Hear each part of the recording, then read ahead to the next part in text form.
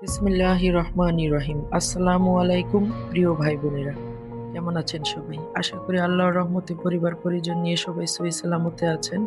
আমি আমার পরিবার নিয়ে ভালো আছি, আলহামদুলিল্লাহ। কানিজ ফাতেমা সংসারে নতুন আরেকটি ভিডিওতে সবাইকে স্বাগতম জানাচ্ছি। আমি কানিজ। আশা রাখছি বরাবরের মধ্যে আজকের ভিডিওটি আপনাদের ভালো লাগবে। আসলে বেশ কয়েকদিন ধরে শরীরটা বেশ খারাপ যাচ্ছে।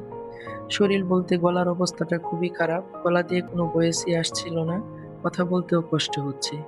তো আমার চাঁদ রাতের কিছু ছোট, ছোট কাজের অংশ আপনাদের সাথে ছোট ব্লগ আকারে শেয়ার করলাম।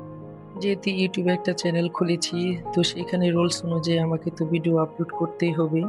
শরীর খারাপ অবস্থায় যদিও আমি রেগুলার দিতে না পারি, হয়তো ২-১ দিন লেট হবে, তারপরেও তো আমাকে এটা নিয়ম অনুযায়ী কাজটা করতে হবে। তো চাঁদ রাতের দিন আমি যে সকল কাজগুলো গুছিয়ে রাখি তার মধ্যে হচ্ছে একটু নাস্তার আইটেমটা রেডি করে রাখা। এই যে বাড়ি থেকে ভাবিরা যে পিঠা দিয়েছিল এই পিঠাগুলো ভেজে নিলাম। প্রথমে আমি শিরিষ পিঠাগুলো ভেজে নিলাম, আর এখন ফুল পিঠাগুলো ভেজে গুড়টা ভালোভাবে জাল দিয়ে শিরা করে নিয়েছি। এই শিরার মধ্যে ফুল পিঠাগুলো দিয়ে তারপর একটা প্লেটের মধ্যে উঠিয়ে নিতেছি। আর শিরিষ পিঠার মধ্যে আমি গুড় দিব না, এটার মধ্যে গুড় দিলে পিঠাটা অনেক নরম হয়ে যায়, তখন আর খেতে ভালো লাগে না। এটা গুড় ছাড়াই এমনিতেই মচমচে থাকবে। আর ফুল পিঠার মধ্যে গুড় দিলেও কোনো সমস্যা নেই। এটা গুড় দেওয়ার পরেও অনেক সময় মচমচে থাকে অনেক দিন পর্যন্ত। তো এই যে আমার ২ রকমের পিঠা ভাজা শেষ। তারপর আমি এখানে ২ রকমের সেমাই রান্না করে নিব। সেমাই রান্না করার জন্য আমি প্রথমে দুধ জাল করে নিতেছি।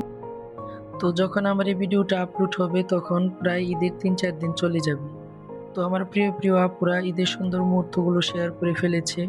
কিন্তু আমি শেয়ার করতে পারিনি। এজন্য আমার খুবই খারাপ লাগছিল। একেই তো শরীর খারাপ, তার উপরে ঈদের কাজের ব্যস্ততা সবকিছু মিলিয়ে অনেক চাপের মধ্যে ছিলাম। তো যাই হোক, এখন দুধটা জাল হয়ে গিয়েছে। আর দুধ জাল করে আমি একটা বাটিতে ঢেলে নিতেছি। দুধটা খানিকটা পরিমাণ ঠান্ডা হলে তারপর আমি সেমাইগুলো দিয়ে দিব। চুলার মধ্যে দিলে একদম সেমাইটা অনেক নরম হয়ে যাবে। এই যে প্যাকেট সেমাইটা দিব আমি দুধের মধ্যে। এখন পর্যন্ত যেসব ভাই বোনেরা আমার ভিডিওর সাথে আছেন সবাইকে একটা রিকোয়েস্ট করছি। প্লিজ ভিডিওটির কোথাও কোনো অংশ আপনাদের ভালো লেগে থাকলে ভিডিওটিতে একটি লাইক দিয়ে ভিডিওটি দেখা শুরু করবেন। আপনার একটি মূল্যবান লাইক আমার ভিডিওটিকে আরও ৫ জনের কাছে পৌঁছে দিতে সাহায্য করবে। আপনি যদি আমার চ্যানেলে নতুন হয়ে থাকেন তাহলে প্লিজ চ্যানেলটিকে সাবস্ক্রাইব করে আমার পরিবারের পাশে থাকবেন। আর শুধু সাবস্ক্রাইব করলেই হবে না, দয়া করে আমরা পরস্পরের ভিডিও ফুল ওয়াচ করব। তা না হলে আমরা আমাদের লক্ষ্যে কখনোই পৌঁছতে পারব না। আমি আপনাদের পাশে আছি, ইনশাল্লাহ আপনারাও আমার পাশে থাকবেন।